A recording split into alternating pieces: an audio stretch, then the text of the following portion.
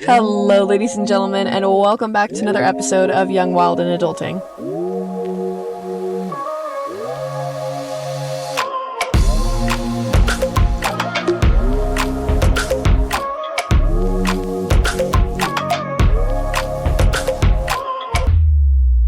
Ladies and gentlemen, it is one of my favorite times of the year. Fall is back. It is in full swing. I cannot tell you how excited I am for fall decorations. Halloween specifically decorations. I love fall. Don't get me wrong. And while do I believe in decorating for Thanksgiving? Somewhat. But the majority of the reason why I love fall so much is mainly surrounded around Halloween. Now, there are going to be fanatics out there and enthusiasts for Christmas. And while I understand that that may be true, I am not one of those people.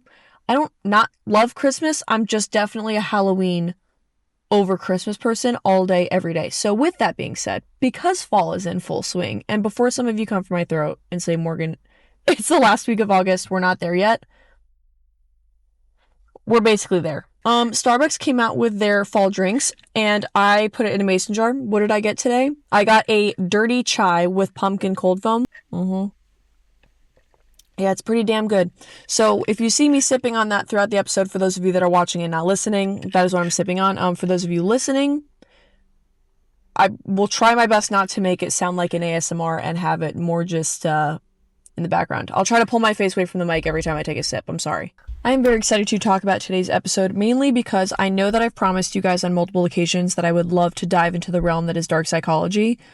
Whether that is, oh my gosh, there's a plethora of options. You really can go into any topic area that you would like to choose, but basically, in a nutshell, the reason behind dark psychology is waking up to the world around you and realizing, sorry, my shirt keeps bothering me. I don't know why I chose to wear black on a blisteringly hot day. It is deciding to wake up to the world around you and realizing that everything in life is interconnected. It is all one giant spider web, and you just have to know which strings to pull to get what you want out of life. So with that being said, and let me give you a few examples. That could be anything from politics to the economy to the globe, sociology, philosophy, school curriculums, or even just how you go about basic life and how you choose what hobbies you want to do or what career path you want to pursue or the types of partners that you want to date and pursue. Everything is interconnected. It just takes waking up to realizing what resources are available to you and whether you choose to use them or not. So again, there are two different types of people in this life, and I will let you choose now which one you think you are. You have, let's do red pill and blue pill, for example, as stupid and as alpha male as that sounds, which that's not what this is. So if anyone thinks that, scroll away now. On one end of the spectrum, we have the people that believe in ignorance is bliss. These are the people that just live their day-to-day life. They don't really want to change their routine. They don't love change. They would like to just go about doing their daily tasks as they have done every single day prior to today. They grow up, they go to college, they get their, I don't really want to call them NPCs, but they're kind of like NPCs. So they grow up, they go to college, they go into their career path, or they don't go to college and they go into a chosen career path. They have a family, they have kids, they grow old, they make their money, they retire on time, and they contribute what they consider to be the bare minimum to society. Then you have the other side. Sorry, my computer is falling off my seat right now and I'm trying to save its life. Then you have the other side of things where people that don't want to be ignorance is bliss. And this is not also to say that one side is better than the other. There are two different types of people, and it's just focusing on what you care about more. If you care about living, and again, when I say small life, because I'm going to say it's living a small life, that's not saying big and small in a my life is better than your life way, or because you live a small life, I'm picturing you lower on the totem pole, I'm degrading you. That's not how I'm trying to say it. When I say small life, I just mean you're not always eager to have more out of life. You're very content with keeping your inner circle small, your family small, your goals small. And again, that's not meant to sound negative or derogatory. It just means you're okay and very comfortable and very satisfied, satiated, whatever adjective you want to use, living that kind of life, and you don't need anything else outside of that because you're completely content with where you are. Then you have the other side of the world. Then you have the other side of a person who has goals, has dreams, has ambitions, but also at the same time knows that there's more to life than just the everyday mundane tasks, activities, the bare minimum that is required for you to contribute to society. That is the side of people that I'm talking to in today's podcast. So if you are someone that is super sensitive, maybe scroll away.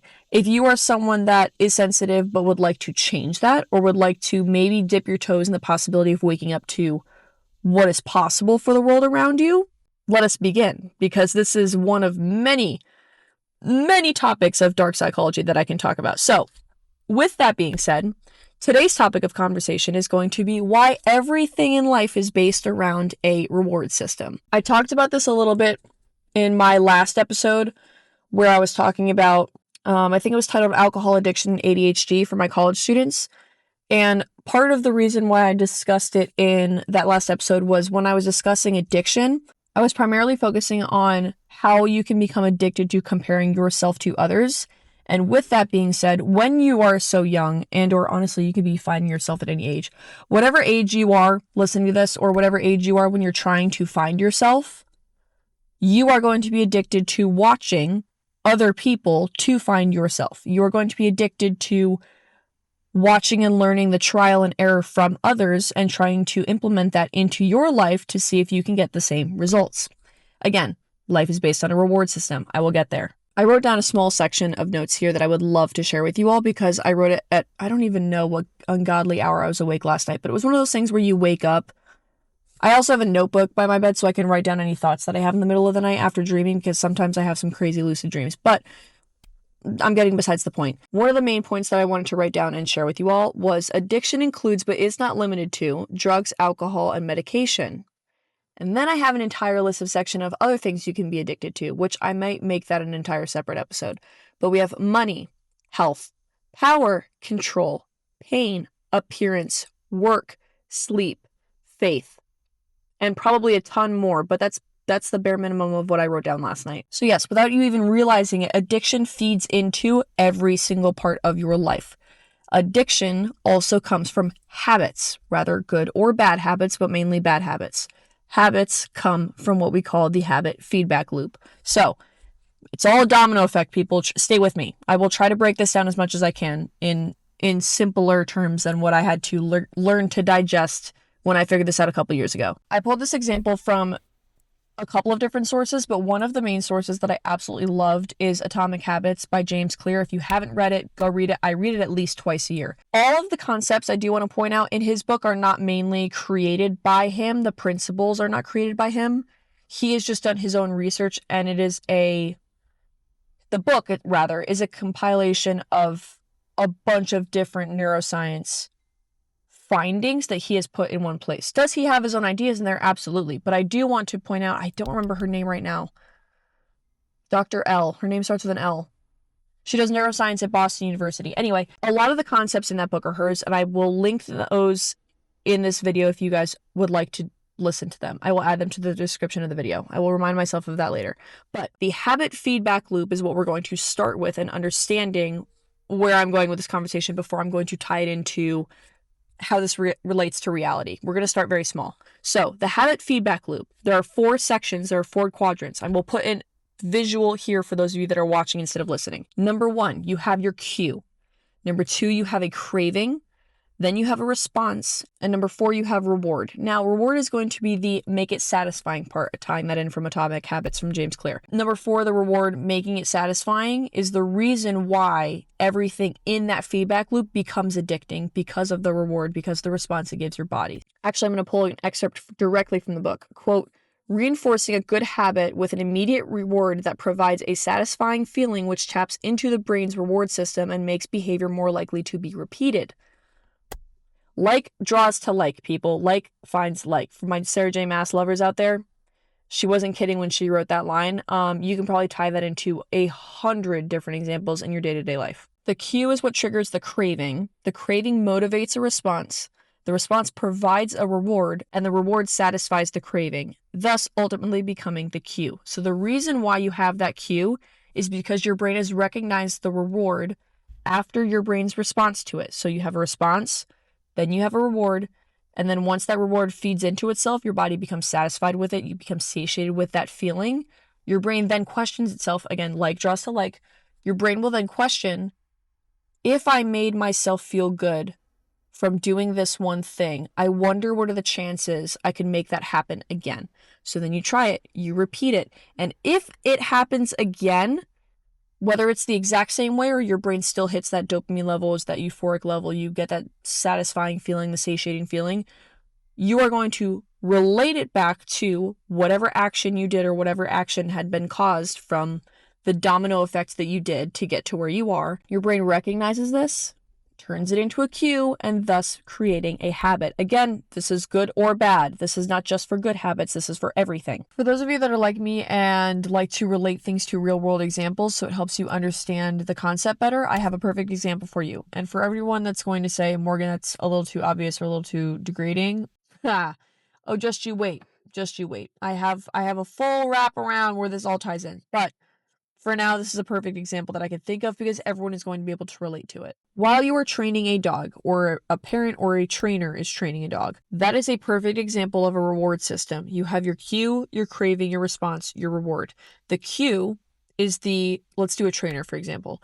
The trainer is telling a dog to sit. If the dog has known this before and knows the entire feedback loop because it's being actively trained to listen to orders from the trainer, from the parent, from the kid, whoever's teaching the dog. The craving is going to be them salivating. They have a Pavlovian response. For all of you that understand what I forget his first name, and I'm pretty sure he was a doctor. Pavlovian response, basically, it's a example usually taught in psychology where Dr. Pavlov, he would teach the dogs to ring a bell. Same way a trainer would teach a dog, the dog would learn to salivate at the ringing of the bell because it knew the cue and the response. The dog knew it was going to get a treat at the end of the day. So Pavlovian response, there you go. It's used every day. It's an example used every day. I recommend looking up the actual statistics and the case study. It'll take you maybe 5 minutes to read. Anyway, getting back on track. The trainer is going to tell the dog to sit. The dog then starts craving and starts salivating because it knows it's going to get a treat. Response, the dog is going to respond to the order, so it's going to sit. Reward. After the dog sits, the trainer is going to give the dog a treat because it's rewarded for doing the behavior that it was told. Those are your 4 quadrants, people. I have plenty more coming and dating it back to real life scenarios that are human scenarios. Stay with me now. Here are a couple of reasons why you're going to get a habit to stick. Again, whether it is good or bad. Number 1, it's going to make you feel successful. The dog felt successful when it was sitting down and received a treat from its owner or from its trainer because it felt loved, it felt seen, it felt validated. Stay with me now because I think you understand where this is going. To go into the more psychological and neuroscience side of things, most people achieve this through little wins, aka monitoring your progress through visual measurements. For the dog, that's going to be seeing the size of the treat, whether it's a bone, whether it's a small treat. The dog isn't very smart, so the dog is excited to get a treat regardless. When it comes to humans, visual measurements. So this could be anything from a habit tracker, a daily journal, planners. If you're training for something big like a marathon or an Ironman or any kind of race and you're tracking your progress, or you're weightlifting and you're bodybuilding and you're deciding to do things more professionally, so you're tracking your macros, you're tracking your weight, you're tracking inches on your body, if you're tracking your, the size of your biceps, your quads, your waist, for example. Oh my gosh, there's so many different ways. Visual representations of tracking your progress is going to be the parts of you that make you feel successful because you're going to see progress over time. And then finally, you have your accountability partners. This is going to be a little tricky for those of you that are going to be asking technology like ChatGPT instead of a therapist. I'm looking at you, but I'm also looking at me. I have one finger pointing at you, but I have 4 pointing back at me. Okay, we've all been there. Okay, not everyone can afford therapy right now. I understand, but that does not mean technology like ChatGPT is meant for it. Accountability partners goes out the window when you do use such technology like ChatGPT because it doesn't have a human mind. It cannot comprehend certain kinds of emotions. It cannot comprehend accountability, validity, everything on the neuroscience spectrum, if I'm being completely honest with you. Is it smart? Yes. Will it validate you if you tell it to? Yes. Will it hold you accountable? Probably not. And before I get into real world examples, let me just say that the system that has been set up, the reward system, is not a you problem. It does not mean you have problems. Everything I'm about to describe to you is because you have a systems problem, and I'm going to help you re-regulate it. Now is the time where I'm going to hold your hand while I say all of these because these are all real world examples I have thoroughly thought through to help you guys understand the concept of a real world scenarios, because I think 3 or 4, how it ties back into not necessarily us being treated like animals or being treated like pets, but in a sense, sometimes it is. One of those examples is going to be that, but for the most part, I hope these examples help you to understand me tying back in life as a reward system to your everyday life. Okay, example number 1, your addiction to social media. You are craving the dissociation. You are craving the hits of dopamine and serotonin and euphoria that you get when you go onto your social media apps, whatever is your favorite, whether it's TikTok or Instagram or YouTube Shorts or a YouTube video or Netflix or whatever the case. You are craving the dissociation. And for anyone that's going to come for me and say, Morgan, I think you mean disassociation. No, my sister did just train me. She's currently pursuing her master's in psychology. There's a difference between dissociation and disassociation. We have to learn the difference, people. I said I was going to come for your throats a little bit, so this is the segment where I'm going to do so. And again, we all experience it. This is not to make you feel bad or make you feel good. Everyone goes through this. Everyone that has social media goes through this. So I'm going to say this while holding your hand. Your For You pages are curated and programmed every single time you open the app based on your watch time, based on what you comment on, what you like, what you save, who you follow. The accounts that you stare at, a majority of, all have a small program within it. That app, Instagram, TikTok, Twitter, whatever the case, is programmed to watch your watch time, to monitor. It's a lot of alliteration. Monitor your watch time and will curate your explore page, your For You page, whatever videos and reels and photos are popping up to your naked eye every single day is based on what you want it to. It's programmed that way. It's programmed to help you and force you to stay on the app.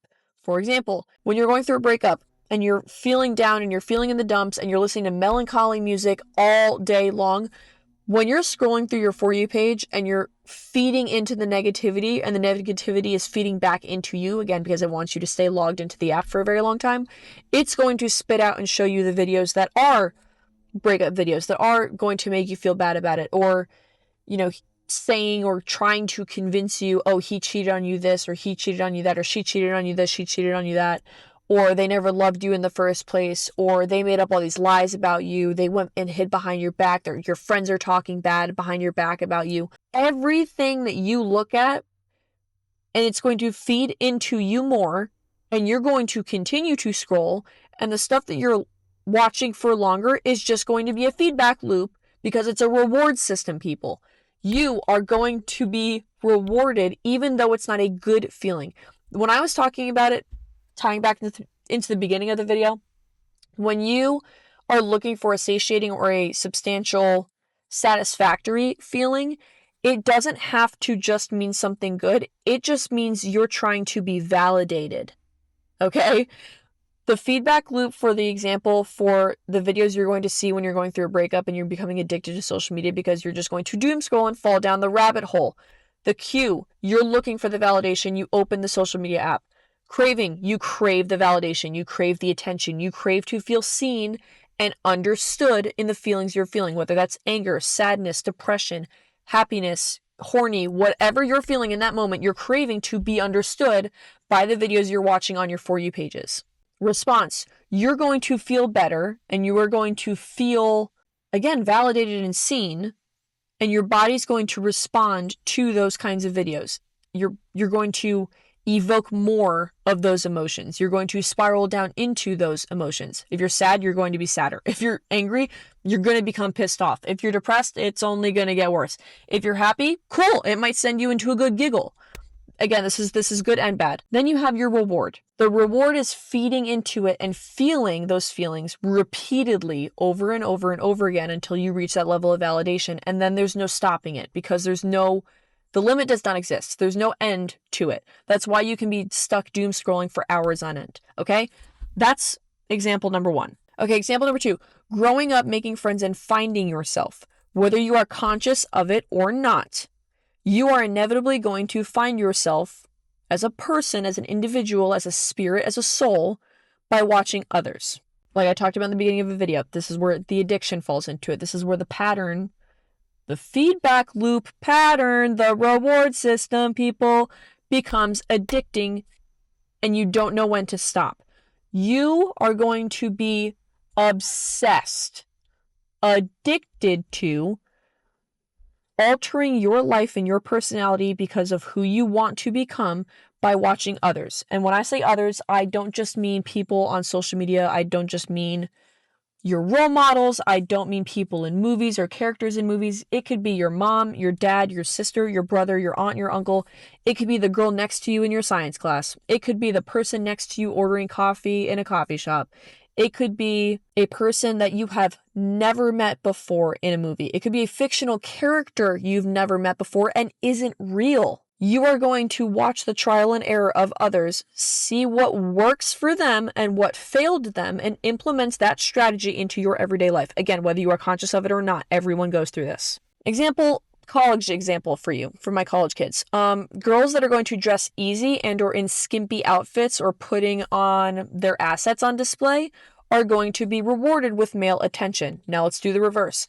The guys that are working on their physique and they're keeping somewhat good hygiene, and they keep up with their haircuts and they keep up with their diet so that their physique looks good, they're going to get more attention from girls. Inverse, right? You get more attention when you look more attractive. That's just inevitable. But I want you to zoom out and I want you to think about this in a big picture sense. That was a very small example, but this can continue on a bunch of different paths. And this can be very addicting and a very dark rabbit hole to fall down if you are not careful where you step. It's a slippery slope, people. Just because they bought a certain thing doesn't mean you have to buy that certain thing and wear it, because you're not going to get the same attention they are because of the same shirt you bought. Or everyone around you has Apple products, so that means you have to buy Apple products. Everyone around you is cutting and dyeing their hair. It doesn't mean you have to cut and dye your hair. Everyone around you is becoming a social media influencer. Everyone around you is choosing the same college degree. That doesn't mean you have to, or let alone a career path. That doesn't mean you have to. I need you to learn the difference between, how do I want to describe this? Separate your ego from your curiosity. I'm going to try to work through this while I'm talking this out with you guys. Understand the separation between opportunity and envy. If you envy someone and you don't choose to make it an opportunity and you choose to spiral into, well, this works for them, that works for them, this, that, and the other, they're getting rewarded, I'm not.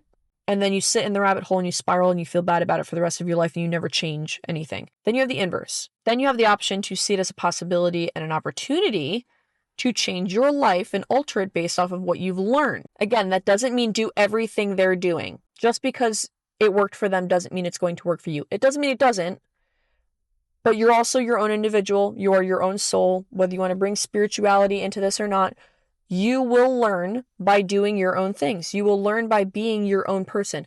Your people will not find you in this life if you are constantly trying and pretending to be someone else. Your people will find you, your friends and your future partner, if you're single at the moment, will find you when you stop pretending to be someone you're not and you be who you are to your authentic core. I've talked about that before. Go listen to my self-awareness episode. I think that was genuinely episode 1. But let's get back on track. I'm going to breeze through example number 3 because I feel like you guys are starting to understand the important parts, but number 4 is where it's really going to hit. So let me breeze through this example. Careers, interviews, and promotions. Feedback loop works the exact same way. You are going to do what those that are above you or superior to you or have earned that promotion faster than you, got the job faster than you, got the interview faster than you. You're probably going to try to repeat the exact same steps they did, because if it worked for them, your brain's going to think, well, if it rewarded them, it might reward me. Again, sometimes that is the case. Sometimes that is not the case. Just because it worked for Timothy and Sally doesn't mean it's going to work for you. Sorry if your name is Timothy or Sally. That was just an example that came to my head. But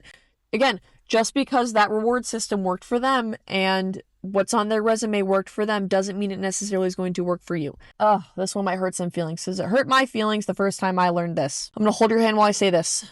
Some parents are raising their children as if they are pets and not human beings. They think that if I feed you, if I clothed you, if I raised you and I put a roof over your head and I have stability in your life, that you owe me, that they, the children, the pets, therefore should be indebted to you forever because they just made a customizable extension version of themselves, a Build-A-Bitch example, which, by the way, yes, I've had exes actually use that phrase with me. So if anyone has used that phrase with you, my dears, you are not alone. It's because they view the relationship as transactional, not as love, not as unconditional love. not as a two-way street, not as, like I said, anything but transactional. And unfortunately, it is a larger percentage of parents than I originally thought after speaking with some other friends, and realized that it is actually very common. Again, going back into the dog and the trainer example, cue, craving, response, reward. Parents that are raising their children not to have their own sentiment, not to have their own original thought because they want them to be good little soldiers that just fall in line. The cue, they're training them as an extension of themselves. They're training them to act a certain way, to behave a certain way, to have a certain skill set of behaviors. The craving is unfortunately praise. The kids and or the animals would like to have praise, would like to be told that they're doing a good job, to have validation in the fact that they're doing a good job. Any kind of compliment for that matter. So for example, for parents that raise their kids this way, if you are a kid listening to this, or an adult and your parents raised you this way, whatever age you are, if your parents raised you this way, you most likely have some kind of praise admiration or praise kink. And I don't mean kink as always in a sexual manner. It could just be something that you love receiving on a day-to-day basis. Your love language, receiving, is definitely going to be words of affirmation. You did not get enough validation in your life growing up. You need to hear it every day from some way, somehow. It's probably another reason why you get stuck doom scrolling on social media, is because you need to have the reflection of the validation that you did not receive when you were a child. I told you this was going to get deep. I probably should have said that every single one of my podcast episodes is going to be a therapy session, but you know what? Here we are. Not my friend trying to set me up on a fucking blind date in the middle of me recording this episode while I'm talking about this. That's fucking funny. Okay, anyway, let's get back into it. That's a conversation for another time. Again, tying it back in. When you want to receive those levels of validation, you want to receive the levels of words of affirmation. Oh boy, this is definitely a rabbit hole that I can go down for a very long time. It's trained and ingrained in you to act and respond a certain way. It's probably why some of you are people pleasers, or all of you are people pleasers, because you genuinely just want to be appreciated. You want to be seen for the work that you have done. You want to be validated in the work that you have done. You want to be seen by those that you love because you want them to say, I love you too, and that I'm proud of you. For those of you that are students, no matter if you're high school students or college students, whatever the case, and your parents raised you that the only answer was A, you could only come home with A's. Even if you had an A- or a B+, you probably were still smacked in the behind. And you were disciplined to only get A's because you were rewarded when you did get good grades. For those of you that grew up in sports and one of your parents was a coach or acted like a personal coach, when you came home and you had a bad game, they didn't talk to you, or they yelled at you, or maybe they beat you. None of this is okay, by the way. All of this is bad. This is a therapy session, so sit down, maybe grab a drink or some fun snackies, because this is the not fun part of the conversation. This is the same with anything. I'm just giving sports and grades as an example. If you were a theater kid and you didn't do a good performance, that's going to do something to you. If you didn't perform well with an instrument in band, that's going to do something to you. All of this is triggered. Also, I should mention that most of our life, if not probably 90% of our adult life, adolescence into adult life, is all gauged by how we were treated as a child. That's not really dark psychology, but that's definitely something I could talk about in a book, but I'll try to put that into 1 or 2 episodes if you guys are interested. Reward system. Tying this all back in. When you were doing something good, or something that your parents thought were success worthy to their definition of success, they rewarded you by speaking to you, by giving you congratulations, by saying how proud they were of you, by showing you off, by reposting pictures of you on their Facebook pages or whatever it was, or talking about you at a PTO meeting, or talking about you in their business, or offering you to run the family business when you were done. All of those are examples of rewards. Maybe they took you on a shopping spree. If you did a really good job in school and you were taught that you can get a really good back to school deal, or that your parents would take you shopping, or they would take you for ice cream. People, these are all rewards, okay? Don't think about it in just a dog and a treat example. All these are examples of treats. When you are rewarded, your brain is going to consider that feedback loop, find the cue, and program it as a habit, good or bad, into your brain. I would also like to point out that this does also include relationships outside of your family. This could mean relationships with a partner, with someone you are trying to date, dating, a situationship, whatever the case, someone you are seeing, not romantically, your little sneaky links. The same thing happens. Honestly, this is probably why some people settle in relationships. It's also probably why some people get stuck in situationships, because of the reward system. Oh my gosh. Okay, let me break this down. For an example, love bombing is a perfect example of a reward system. When you are in a relationship that is toxic, might be the wrong word, because I think of toxic kind of as an extreme. Okay. If you're in a relationship that is not the best for you, and you two probably are not the best for each other, you can get stuck in the feedback loop, in the habit cue, in the reward system of the highs and the lows, because somehow you are rewarded at the end of that cycle, and that's why you feed back into it, and that's why it continues to happen over and over and over again over time, whether you date for 10 years, 3 years, 3 months, whatever. Even if you guys fight, maybe you have makeup sex and makeup, maybe you have an argument, but then you kind of go to separate rooms, or you have the silent treatment for a little while, but then you come back together and one of you gives a compliment, and then you realize, oh, maybe that wasn't a big deal. And then you make up, and the reward is you feel better again. So it just continues to happen over and over and over again. Same with a situationship. They don't give you the time of day, then they do give you all of their attention in a very short period of time, and then you're reinforced and you are validated again that, oh, they like me, oh, they actually have attention for me, oh, they actually really like me. Then they ghost you again.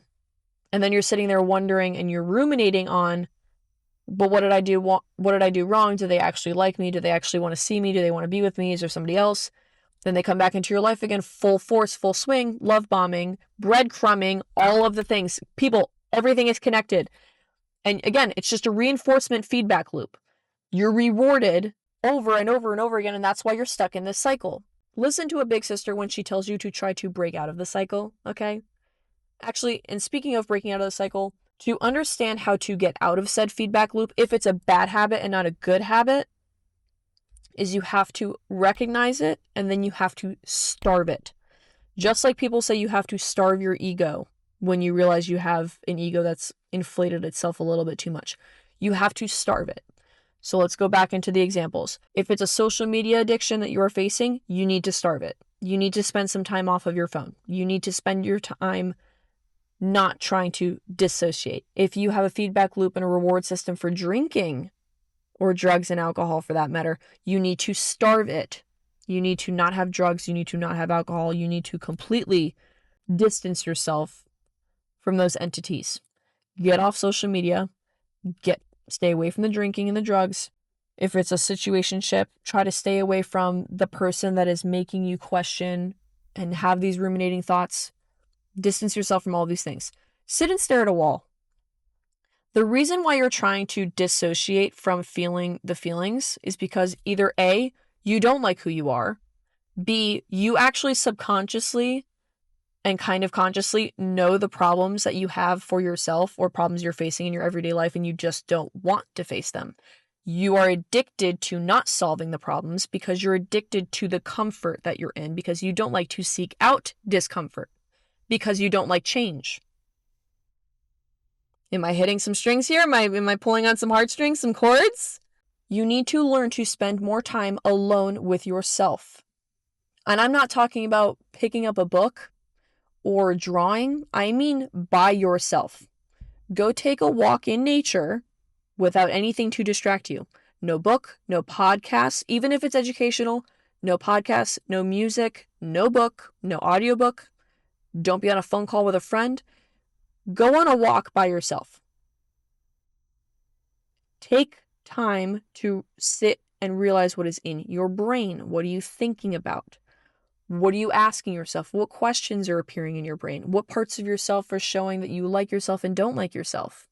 When you sit and realize that we are trying to turn off our inner clock and our inner voice and our inner sentient most of the time, that's your wake-up call. All of these things and distractions that are going on around us on a daily basis is because the world is trying to keep you quiet. The world does not want to have original thinkers. The world just wants soldiers that are going to fall in line and listen to orders, like a dog with a fucking treat in the reward system. They don't want you to have original thought. Because if you have original thought, you have your own sentiment, you have your own being, your own ideals, your own ideas, your own character, you're less likely to follow the rest of the world and what the world wants you to do and what society and the government wants you to do. I told you people, all of this ties back in because life is a reward system, whether you like to be conscious of it or not. Spend time alone without distractions to help find who you are so that you're not addicted to looking towards other people to find yourself, or fictional characters, or characters in movies, or your friends, or that girl in math class, or that boy in the gym that's benching 350 next to you, whoever it is. Separate yourself from the distractions to find yourself. Separate yourself from your partner that you're dating if you're in a codependent relationship to find yourself. Separate yourself from your addiction to training, to working out, to your sport, to your instrument. Your passions are still allowed to be your passions. I'm not saying that that's not the case. You're allowed to have dreams and goals and ambitions, and you're allowed to have passions and things that excite you. But don't let those things consume you so that you lose sight of who you are at the end of the day. Because you, guess what? Guess what? You can exist without those things. Those things don't define you. Okay? Goodness gracious, golly gosh. Again, another episode. Oh my gosh. Morgan, can you take a second? Another episode that is another therapy session. And for those of you that are looking at the screen going like this right now, and for those of you that are listening and not watching, I just have my mouth, basically my jaw hang on the floor, gaping open. Catching some flies because you're realizing, oh shit, she's right. It's all connected. Or, oh shit, I really do disassociate for most of my life and I spend way too much time on my phone. It really is that goddamn phone. Okay? The problem really is the phone. But it's also the other distractions that are surrounding you on a day-to-day basis. Because the world is trying to keep you quiet and the world doesn't want you to have original thought and the world doesn't want you to be your own person. The person in the relationship that you're with that is also trying to keep you quiet, the parents, the narcissistic parents that are trying to keep you quiet because they just want you to be a dog and they don't want you to be a kid, are also trying to keep you quiet. Because when you wake up and you have your own original thought and your own sentiment, then you're not controllable anymore. No.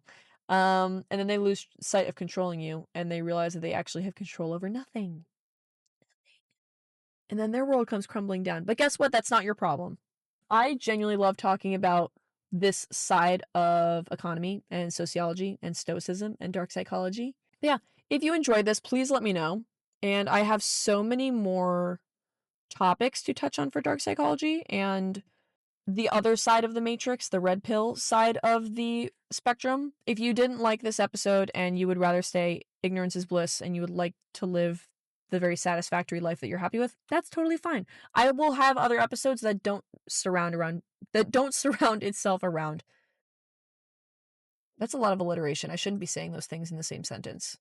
I will have other episodes that are not talking about the world of dark psychology. So you can just skip them and I'll label them so that you guys can see which ones you want to listen to and which ones you don't. But with that being said, I'm going to go inside because I'm sweating and edit this so that you guys can have it as soon as possible because this was honestly one of my favorite episodes to talk about. Share this with your friends, share this with your family, share this with someone who definitely needs to hear it because, like I said, this is always a therapy session for my little sister, little brother, whoever's watching this. I love you. I'm proud of you. Again, the systems that you have in place are not your fault. It was created by the larger system, and you don't have a problem with yourself. You have a systems issue if these are things that you find yourself becoming addicted to or the rabbit hole you find yourself falling into. I apologize. I had to jump back into my car because my phone deleted the last segment of the episode for whatever reason. So sorry if there's a break and there's a little cutoff. I keep having problems with my phone, but until I could save up enough money for a camera, this is the best we got. So I apologize. To a little sister, little brother, whoever's watching this, I love you. I'm proud of you. This is not supposed to be the bad side of the reward system, even though I literally just talked about it. This is meant to be genuine from the heart, from a big sister. You are not alone. You are not alone. This is not your fault. This is just how you were trained by your parents, by the world, by loved ones that you've had come and go in your life, friends, partners you've had come and go in your life, teachers. The world can shape you into a very interesting character, and if you are not aware of it, it will continue for the rest of your life until you become aware of it, and then you can start stepping on the toes of the people that try to use you. Let's hear for the people in the back. Yeah, this is called waking up, people. Welcome to the open side of the matrix. Welcome to the fun side of society. Welcome to the fun side of social media. I hope you enjoyed this episode. Let me know what else you would like to hear from me, and let me know any questions, comments, concerns. I would love to hear everyone's point of views on all my takes. And yeah, that's all I have for you. Okay, now I'm going to go inside and continue editing the rest of the podcast so you guys can have it as soon as possible. I hope you all have a great week, and I will see you next Tuesday for another episode. Love ya.